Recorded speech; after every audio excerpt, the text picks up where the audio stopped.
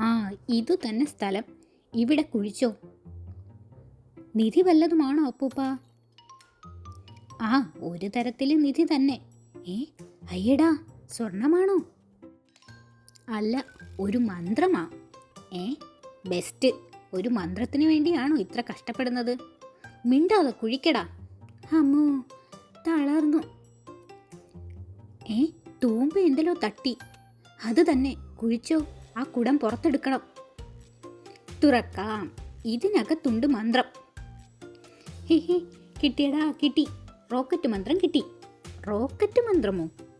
അതേടാ, മന്ത്രം ചൊല്ലി എവിടെയെങ്കിലും തൊട്ടാൽ തൊട്ട സാധനം റോക്കറ്റ് പോലെ പറന്നു പോകും. പിന്നെ ബഹിരാകാശത്തെത്തിയിട്ടേ നിൽക്കൂ. പരീക്ഷിച്ചു നോക്കാം. ശറ പറ ഷൂം ഷൂം റോക്കറ്റ്, പറ പറ ഭൂം ഭൂം പൊങ്ങിപ്പോ. ഇനി ഈ കല്ല് തൊടാം. ഹി, കണ്ടോ, കല്ലു പറന്നു. ഇതുപോലെ ആ പിള്ളേരെ പറത്തി വിടാമെടാ.